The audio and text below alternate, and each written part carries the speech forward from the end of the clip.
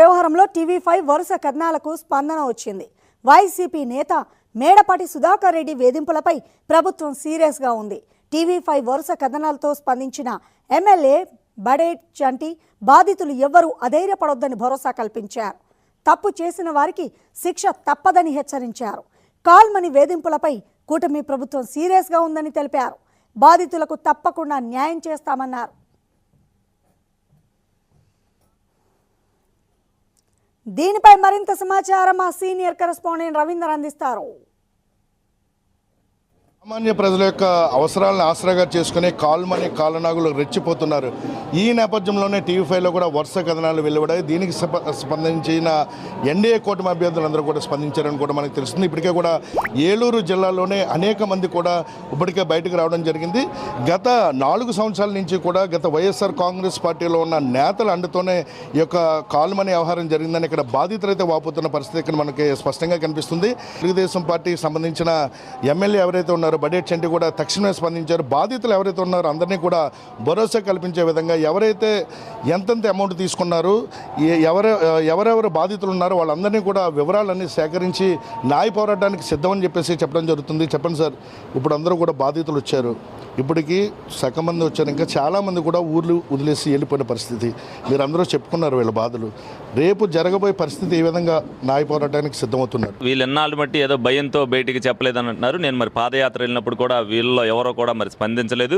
ఈ రోజున మరి అన్నీ ఏంటంటే ఇంక వీళ్ళు కట్టలేని పరిస్థితుల్లో ఏదైతే ఉన్నాయో ఇప్పుడు కోర్టులకు తిరగాలన్న ఉద్దేశంతో అతను ఒక్కొక్కటిగా ఏదేది చేశారో, ఎందుకంటే 25,000 రూపాయలు తీసుకుని 10 చెక్కులు ఇది తీసుకోవడం, 20 రూపాయలు వడ్డీ అని చేయడం, ముందు 2 రూపాయలు అని చెప్పడం, తర్వాత వాళ్ళని 20 రూపాయల్లోకి తీసుకెళ్తాం, దానికి పెనాల్టీ వేయటం, ఎస్టీడీ అని ఐఎస్టీడీ అని చెప్పి వీళ్ళందరి దగ్గర లక్షకి 8 లక్షల రూపాయలు కట్టిన వాళ్ళు ఉన్నారు, 25,000 రూపాయలకి 10 లక్షలు కట్టిన వాళ్ళు ఉన్నారు, అలాగే లక్షకి 12 లక్షల రూపాయలు కట్టిన వాళ్ళు ఉన్నారు. ఇవన్నీ కూడా చూస్తుంటే చాలా వీళ్ళ ప్రతి ఒక్కరిని కూడా వివరంగా వేసిమ్మన్నా రేపు ఏదైతే ఎస్పీ గారి దగ్గరికి వీళ్ళందరికీ కూడా స్పందన ఉంది కాబట్టి స్పందనలోకి వీళ్ళందరికీ కూడా వివరంగా తీసుకెళ్ళి చెప్తా.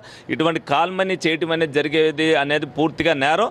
ఎందుకంటే అసలు వడ్డీ వ్యాపారం చేయాలంటే ముందు లైసెన్స్ ఉండాలి. లైసెన్స్ ఉన్నా కూడా వాళ్ళ దగ్గర ఏదైతే తీసుకుంటున్నారో వాళ్ళకు ఒక చీటీ రాసి ఇవ్వాలి. ఒక చెక్ తీసుకున్నాం, మీ దగ్గర ఒక నోటు తీసుకున్నాం అని, నోటు మీద అమౌంట్ వేయాలి, చెక్ మీద అమౌంట్ వేయాలి, డేట్ వేయాలి. ఇవన్నీ కూడా చట్ట ప్రకారం అవన్నీ చేస్తేనే చెల్లుతాయి.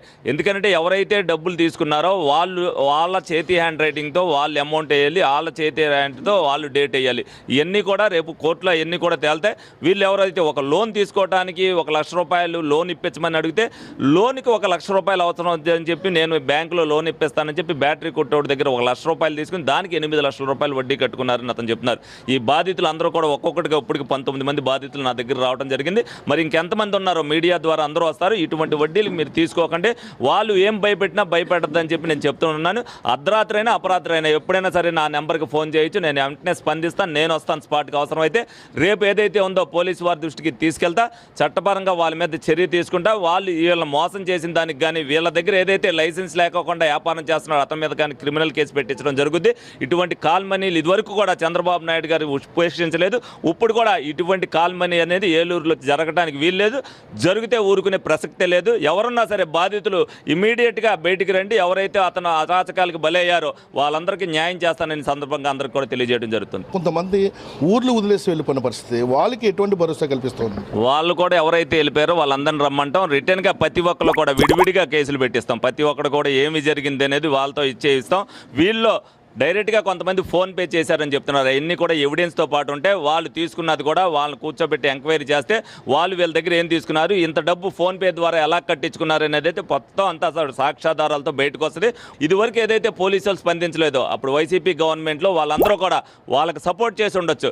ఇవాళ పోలీసులు అలా చేసే పరిస్థితి లేదు. వాళ్ళందరూ కూడా కూలంకుషంగా ఎంక్వైరీ చేస్తారు. ఇప్పుడు ఏదైతే లోగడ కేసు పెట్టుకోలేదని తెలిసినా సరే ఇప్పుడు ఎందుకంటే వీళ్ళని కొట్టి కూడా వీళ్ళ మీద కేసు పెట్టారని చెప్తున్నారు. ఆ కేసు కూడా పెండింగ్లో ఉందని చెప్తున్నారు. ఆ కేసును కూడా బయటికి తీస్తాం. ఎందుకంటే ఇందులో ఒక్కొక్కరికి ఒక్కొక్క అన్యాయం జరిగింది. అన్ని కలిపి అవసరంలా విడివిడిగా ఇచ్చి ప్రతి కేసుని కూడా వాళ్ళని తీసుకొస్తాం, విచారిస్తాం, వాళ్ళకి తగిన శిక్ష పడేటట్టుగా కూడా చేస్తామని చెప్తున్నాం. ఎవరు కూడా కాల్మని బాధితులు ఎవరు కూడా అధైర్యపడవద్దు. ఎవరైనా ఉంటే కూడా ధైర్యంగా ముందుకు రావాలి, ముందుకు వచ్చి జరిగిన అన్యాయాన్ని చెప్పమని చెప్పేసి ధైర్యం చెప్తున్న పరిస్థితి. అంతేకాకుండా గత ప్రభుత్వంలో ఎవరైతే అధికారులు స్పందించలేదో వాళ్ళందరి మీద కూడా ఫిర్యాదు చేస్తాం. ఇప్పుడు సంబంధించి ఎవరైతే బాధితులు ఉన్నారో అందరూ కూడా ముందుకు వస్తే కనుక వాళ్ళకి సరైన న్యాయం చేస్తామని ఇక్కడ ఎమ్మెల్యే భరోసా ఇస్తున్న పరిస్థితి మనకి కనిపిస్తుంది. Cameraman Gaustav Ravindranath, TV five news, Eluru నుంచి.